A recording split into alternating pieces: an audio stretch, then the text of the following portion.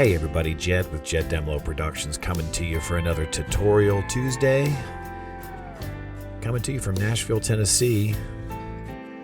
And today I want to talk about folder tracks and how to pack tracks into a folder so you can stay organized on your sessions. And today specifically, I'm going to talk about a vocal session. Just going to use that as an example of how you can use these folder tracks to your advantage. And again, this is going right along with that being organized topic that I've been talking about for the past probably half a dozen tutorials that I've done. And I think probably the biggest thing that you can do to elevate yourself as a mixer, producer, engineer is working on your organization, especially, in sessions and how you work inside of a DAW, so that when you do get together with an artist, it's impressive. You can work fast, you can be efficient, you're very organized, you're on top of it, you're ready. That is really number one, I think, because you can have a lot of knowledge, but if you're not organized in how you apply that knowledge, you can really end up wasting time and kind of going in circles and going down rabbit holes and so forth, and you don't want to do that in front of a client. So I'm going to show you with this little session here that I'm working on for a client here in Nashville as an example, and we're just going to pretend that we're preparing this for a vocalist that's going to come in and sing over this. Now, I like to have my bass way up here at the top, and I always put the kick right next to it because bass and kick kind of go hand in hand. So I like to see those right next to each other. The bass, I'm just going to leave alone. The kick, I'm going to highlight, and I'm going to come down here, and I want to highlight all of my drum parts. So I hold shift and click. Now all of my drum tracks have been highlighted. So I'm going to right click on that, and we're going to come down here to pack folder. We pack a folder, and I just simply name it drums. Okay, and I'm going to repeat that process for all of the main parts of this session. So this is the piano. We're going to highlight all of the guitars here. The guitars are all in red. Again, color coding. Man, that's so important. Make sure you color code all of your tracks. So we'll right click. We're going to pack a folder. We're going to name it guitars. Here's all of the acoustic guitars, same thing. We're going to pack those into a folder. We're just going to name it ACs, acoustics, so I know what it is. Here's the mandolins. We're going to pack those into a folder. You can see how quickly you can do this. We're just going to name it Mando. And lastly, we'll put the steel. There's 2 steel tracks. We'll put those into a folder. Okay? All right, so I've got that together.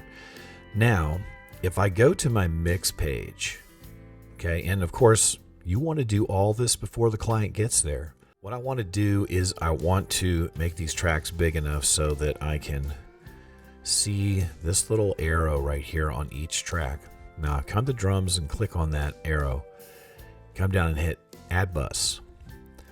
I'm going to do that for all of these. Okay, we're going to add a bus channel. So, and the reason why is I want to be able to control all of the tracks that are packed into that folder now with one fader, one bus channel. So we're going to add a bus channel for each one of these. All right, we got the steel, and there we go.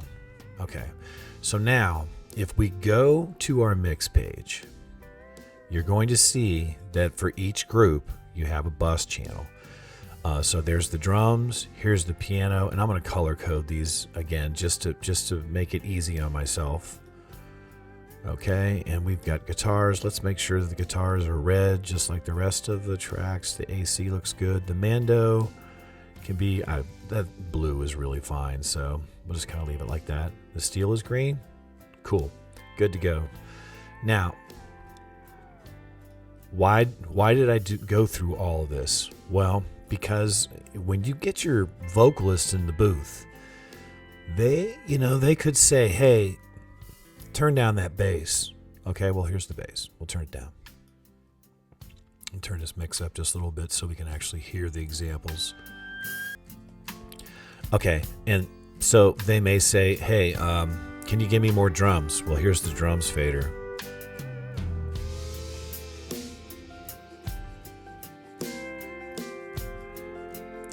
So now we have more drums.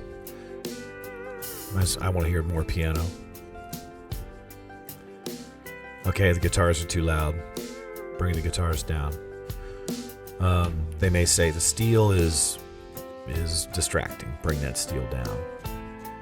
So look how quickly you can control this. I can't hear the mandolin. Well, there's no mandolin part there, but that's funny. If you want more acoustic guitar, want less acoustic guitar.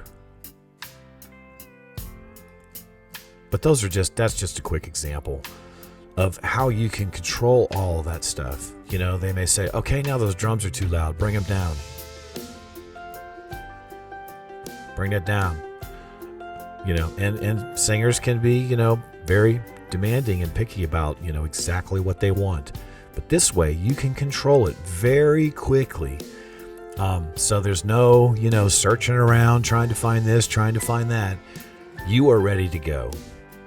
Okay, so you're very organized on being able to mix everything for your singer client. That's great. And I've got my vocal tracks already all set up here, ready to go. I've got a cut stereo because I cut with Sphere microphone, which is a stereo mic. And I got that track ready to go. I got my vocal track ready right here that I can drag parts up to. And I've got a vocal extras that I can drag parts down to that I may want to use later. Now, I'm very blessed to be right here in Music City, USA, and the demo singers and the singers in this town are fantastic. So I don't need to do a lot of takes to layers. These folks can come in and really nail that vocal on the first or second take easily. And then I might just drag a couple of extras down to have just in case I need to, you know, use a word here or there that had a little pop or a fuzz or something in it. So that's that. That's folder tracks and how to use them for a vocal session. And it could be any session. You know, you might have a guitar player coming in, you know, that's going to lay down a lead track over top of a bunch of stuff that you've created. And you want to be able to control the mix for that guitar player, and you want to get it all together before they get there. And that's the key. Make sure you have all of this stuff done before the artist even walks into your studio. This will save you so much time, and just present yourself as a better producer, a better mixer, and just by being ready. So I hope that helps somebody out there. If you have questions or comments, please leave them down below. Please subscribe to the channel if this stuff is helping you out, because it definitely helps me out if you subscribe. And once again, I am a country music singer-songwriter producer in Nashville. I have a large top-lining track library that you can go see at Demlow.com. So if you're a singer-songwriter that leans towards the country genre, please go check that out. Got some stuff I think you'll like. That's it for me today. Everybody have a great day, and I will see you next time.